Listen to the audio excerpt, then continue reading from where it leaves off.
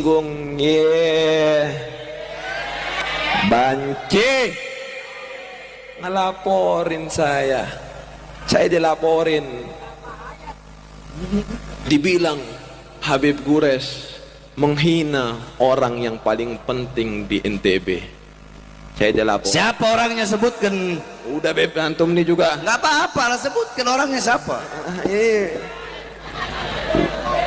Sebutkan, kan udah dilaporkan juga. Sebutkan siapa orangnya. Ya, udah pada kenal ya, udah pada kenal. Sebutkan. Jangan takut, sebutkan. Bukan karena takut. Siapa orangnya?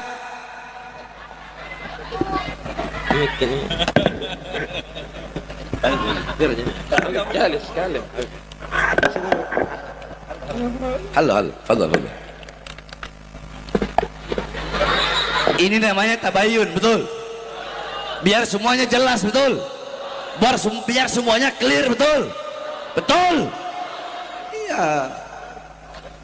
Setelah itu saya dipanggil ke Polda untuk menjelaskan. Saya jelaskan seterusnya. Saat ini masih tahap penyelidikan. Ya, kalaupun masuk penjara dinikmati saja, betul? Tidak ada. Siapa orangnya? Udah.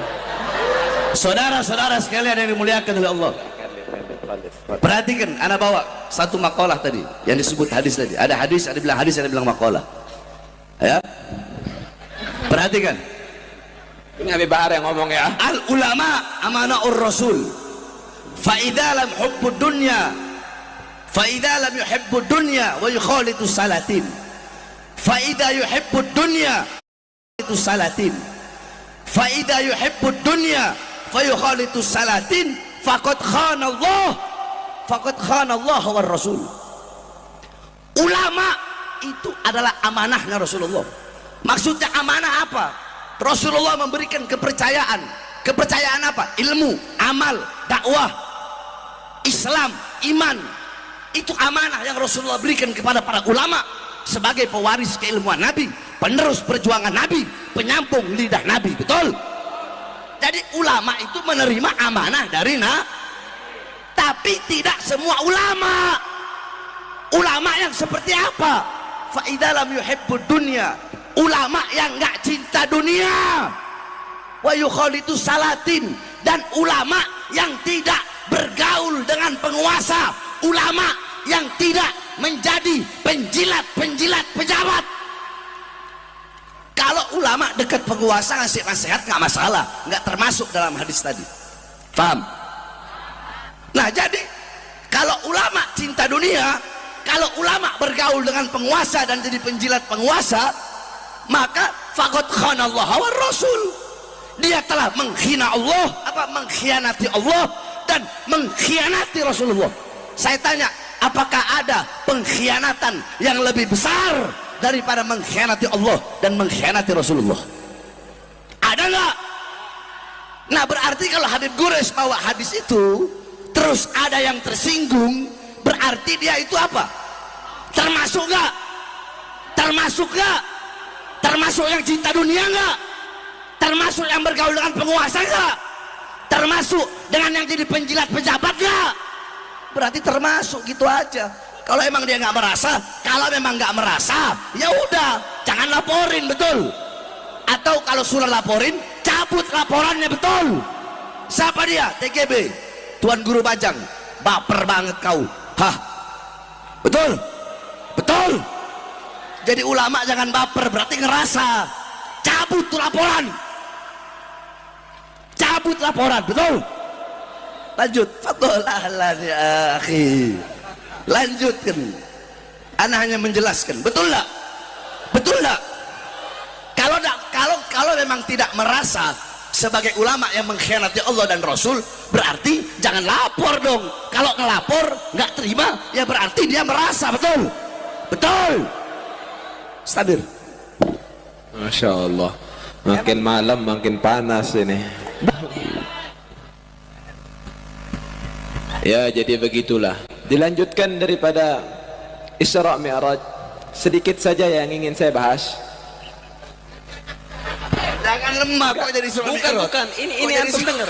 Ini motivasi yang ajib, sawa. Ini motivasi yang ajib.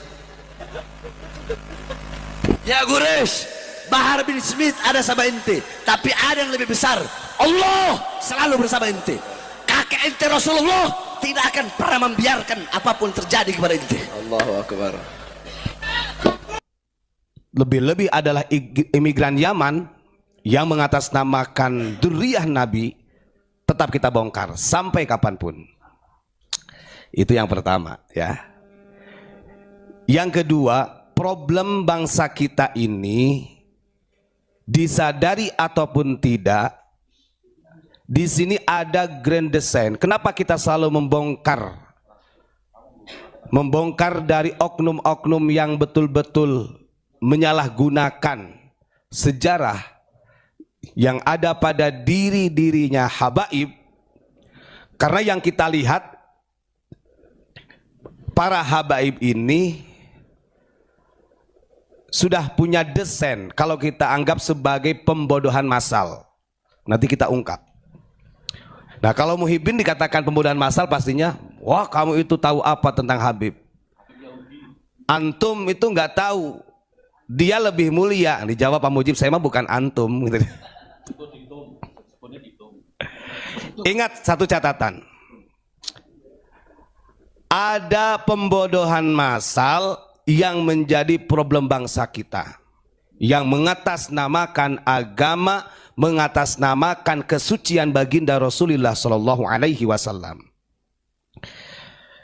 Kenapa saya sampaikan? Banyak para habaib yang menghinakan ulama-ulama kita, apalagi para kiai kita yang dekat dengan pemerintah, disebut orang-orang yang khianat kepada baginda Rasul. Sementara dari para habaib yang dekat dengan pemerintah tidak pernah mereka bahas. Satu, itu sudah gejala pembodohan massal. Masa kita dituntut untuk husnudon kepada para habaib, sementara kepada para kiai harus suudon? Nanti dulu.